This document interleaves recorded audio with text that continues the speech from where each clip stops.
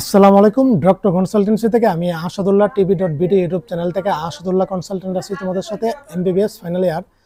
আজকে যে টপিকটা নিয়ে আলোচনা করব সেটা হলো যে তোমাদের মেডিকেল অ্যাডমিশনের কি সার্কুলার দিতে দেরি হচ্ছে কেন।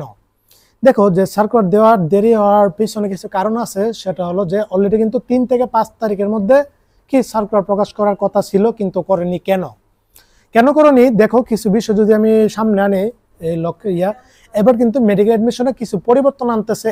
এক, মেডিকেল ও ডেন্টাল মানে এমবিবিএস ও বিডিএস পরীক্ষা একই দিনে একই প্রশ্নে একসাথে হবে। তো এটার মধ্যে একটা টেকনিক্যাল সমাধান করতে হবে।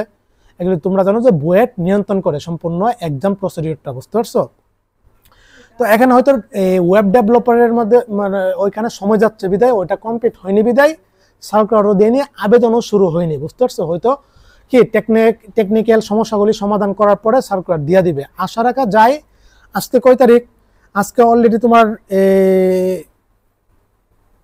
আচ্ছা, আশা রাখা যায় তোমার এই 2-3 দিনের মধ্যে দিয়ে দিবে ইনশাল্লাহ, বুঝতে পারছো? তো এই 2-3 দিনের মধ্যে দিয়ে দিলে তখন তোমরা কি জানতে পারবা, নিউজ হবে, সার্কুলার দিবে, তারপর আবেদন শুরু হবে, তখন সবকিছু করতে পারবা, কোনো সমস্যা নাই। তো গত বছর মেডিকেল অ্যাডমিশনে আচ্ছা আরেকটা সমস্যা হতে পারে, কিছু মেডিকেল কলেজে এখনো ভিজিটিং বাকি আছে, বিশেষ করে প্রাইভেট মেডিকেল কলেজের 10-15টা ভিজিট বাকি ছিল।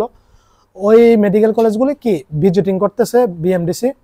তো প্রত্যেক বছরে প্রত্যেকটা মেডিকেল কলেজ, সরকারি সরকারি মানে বেসরকারি মেডিকেল কলেজ যেগুলি আছে 67টা, এগুলি কি ভিজিট করা হয় প্রত্যেক বছরে, বুঝতে পারছো? এই প্রত্যেক বছরে ভিজিট করার পরে কিন্তু এই তোমার এগুলি রেজিস্ট্রেশন দেয় অথবা রিনিউ করে আপডেট করে। হয়তো এখনো কিছু মেডিকেল কলেজ ভিজিট বা কি আছে, ওইগুলি ভিজিট করার পরে হয়তো কি ফাইনাল সার্কুলার দিবে, এটা একটা কারণ হতে পারে। তবে আমি মেন কারণ হিসেবে দেখতেছি টেকনিক্যাল সমস্যাটাকে, বুঝতে পারছো? তো আশা করি দিয়ে দিবে ইনশাল্লাহ এই 2-3 দিনের মধ্যে, বুঝতে পারছো? ধরে রাখো যে 10 থেকে নিয়ে 12 তারিখের মধ্যে কি 12ই নভেম্বরের মধ্যে সার্কুলার প্রকাশ করে দিবে, আবেদনও শুরু হয়ে যাবে। আচ্ছা, তোমাদের অ্যাডমিশনের আর সময় আছে কতদিন? আর সময় আছে তোমার 1 মাস 2 দিনের মতো, বুঝতে পারছো? 1 মাস 2 দিন পরে তোমার মেডিকেল অ্যাডমিশন শুরু হয়ে যাবে। আবার রেজাল্টও দেখবা যে 2-3 দিন পরে দিয়ে দিবে।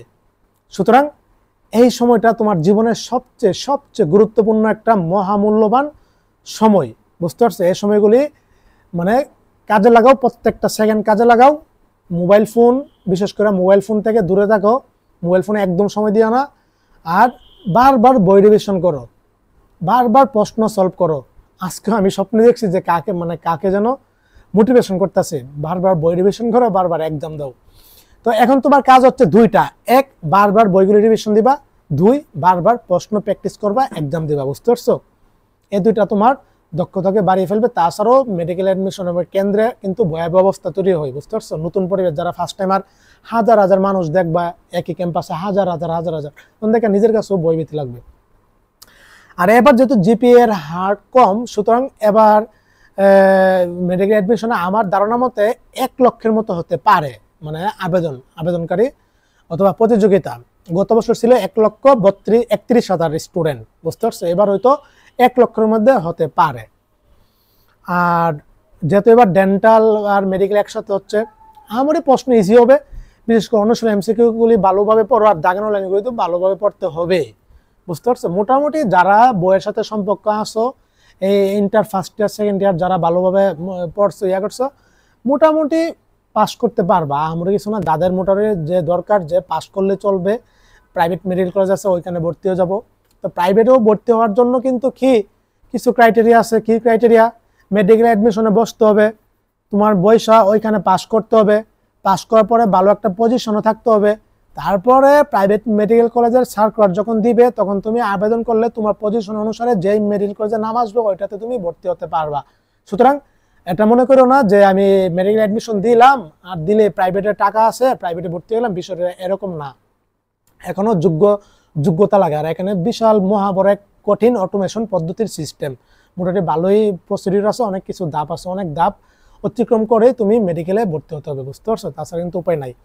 তাছাড়া এমবিবিএস, তুমি প্রাইভেট মেডিকেল কলেজ আছে এমবিবিএস, এমনকি বিডিএস প্রাইভেট ইউনিট, এমনকি ডেন্টাল কলেজ আছে 25টা, আর প্রাইভেট মেডিকেল কলেজ আছে 67টা।